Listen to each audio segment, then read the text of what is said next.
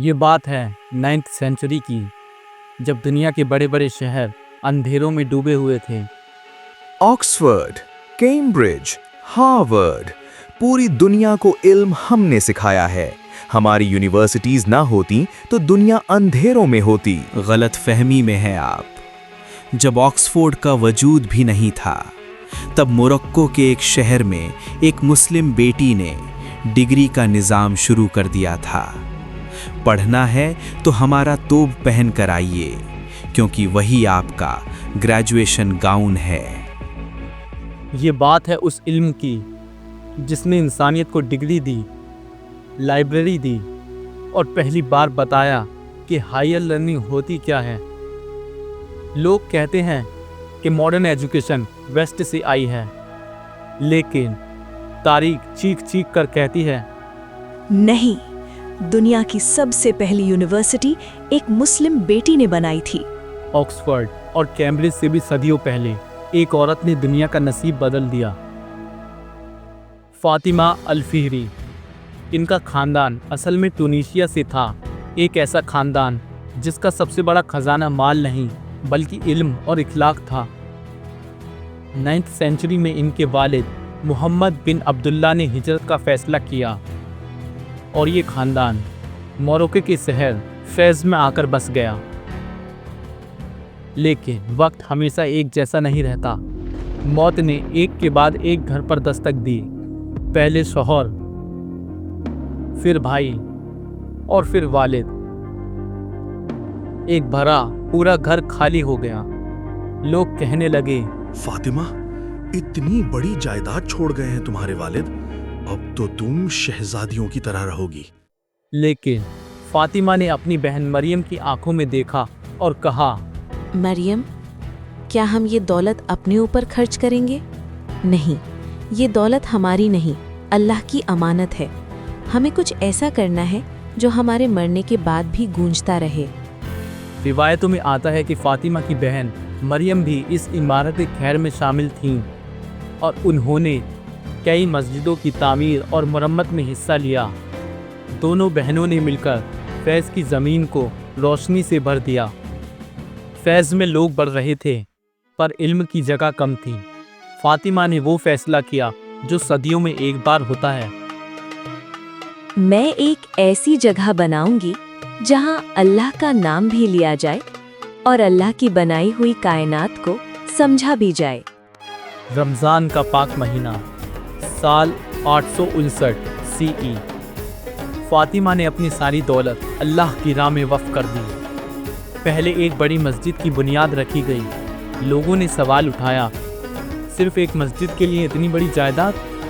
فاطمہ نے جواب دیا، یہ صرف مسجد نہیں ہے، یہ ایک درسگاہ ہوگی، ایک لائبریری ہوگی، یہ روشنی کا مرکز ہوگی انشاءاللہ۔ اور انہوں نے اس نرمان کو ایک عبادت بنا دیا۔ تاریخ کہتی ہے کہ فاطمہ نے وہ تمام سال عبادت، دعاؤں اور کثرت سے روزوں میں گزارے۔ کئی سالوں تک وہ اس نرمان کی خود نگرانی کرتی رہیں۔ لوگوں نے کہا، فاطمہ، آپ تھک جائیں گی، اتنی سختی کیوں؟ لیکن ان کا ایک ہی جواب تھا، یہ صرف دیواروں کا بنانا نہیں ہے، یہ ایک ایسی دعا ہے جو میرے مرنے کے بعد بھی گونجتی رہے گی۔ سال کی محنت کے بعد انہوں نے اس بلڈنگ کو لیگلی وقف رجسٹر کروایا تاکہ یہ صدقہ ذریعہ قیامت تک جاری رہے۔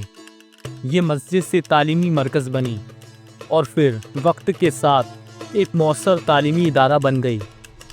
القراوین کو دنیا کے سب سے پرانے اور لگاتار چلنے والے تعلیمی اداروں میں شمار کیا جاتا ہے۔ مغرب اور اندلس کے بہت سے علماء اور مفکرین کا رشتہ القراوین کے علمی ماحول سے جڑا رہا۔ ماڈرن سوسیولوجی کی بانی ابن خلدون۔ میں ہوں ابن خلدون، لوگ مجھے بانی سوشیولوجی کہتے ہیں۔ میں نے انسانی معاشرے کی جو بنیادیں رکھی ہیں وہ اسی درسگاہ کی لائبریری کی دین ہے۔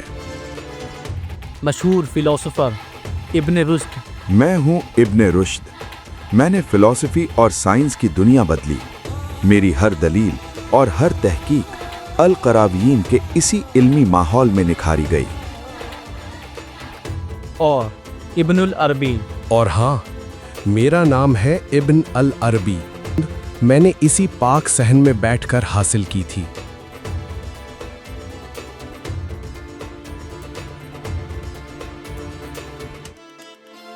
इन सब ने इसी सहन में बैठकर इल्म सीखा। लेकिन हैरत की बात सुनिए, ये यूनिवर्सिटी सिर्फ मुस्लिम्स के लिए नहीं थी। पोप सिल्वेस्टर सेकंड ने अल-क़रावीन यूनिवर्सिटी और साथ ही मगरब और अंदलूस के इस्लामी मरकज़ों से इल्म सीखा। मैं रोम का पोप हूँ, लेकिन मेरे इल्म की राह मोरक्को की इन गलियों से होकर गुजरती है।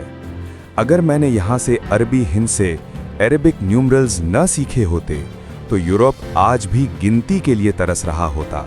और यहाँ जूइश स्कॉलर मैमोनिडस ने भी पढ़ाई की।